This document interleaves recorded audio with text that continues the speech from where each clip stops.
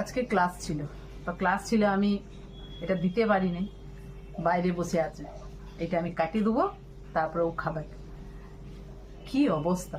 এই পেঁপেটাও একটু কাটতে পারেন, সেটাও আমার উপরে রেখে দিয়েছে। দেখো, বার করে রাখিয়ে দিয়েছে। আমি কখন আসবো ক্লাস করিয়ে তারপর ওকে কাটিয়ে দেবো। এত সুখ! কাটিয়ে কাটিয়ে পর ওকে দিয়ে দিই, নাইলে না মুশকিলের শেষ নাই। এবার দেখি ইয়ার ভিতরটায় কেমন আছে। একটাও বীজ নাই, কিন্তু দমে পাকা, একদম পাকিয়ে গেছে। খুব মিষ্টি, দেখেই মনে হচ্ছে। ওকে আমি কাটিয়ে একটু দিয়ে দিই, তারপরে সন্ধ্যাবেলায় বলেছি এক জায়গায় যাবো, তো দেখি নিয়ে যাই কিনা। দমে মিষ্টি কেটে দিলাম, দেখি।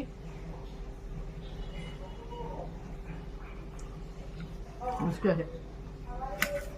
বলে, তুমি কোথায় গেলে? বলছি আমার কাটা হয়ে গেছে, পেঁপেটা নিয়ে না।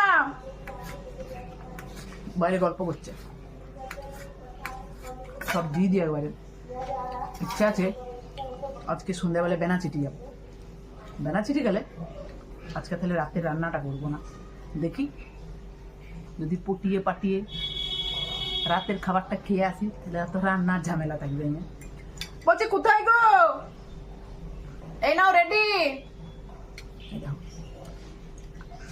ওকে এবার এই কাটা নামার সময় দিতে হবে, এমনি শুধু দিয়ে দিলে হবে মনে হয়। পরিপাটি চাই। নাও নাও বলে, শুনতে পাচ্ছ?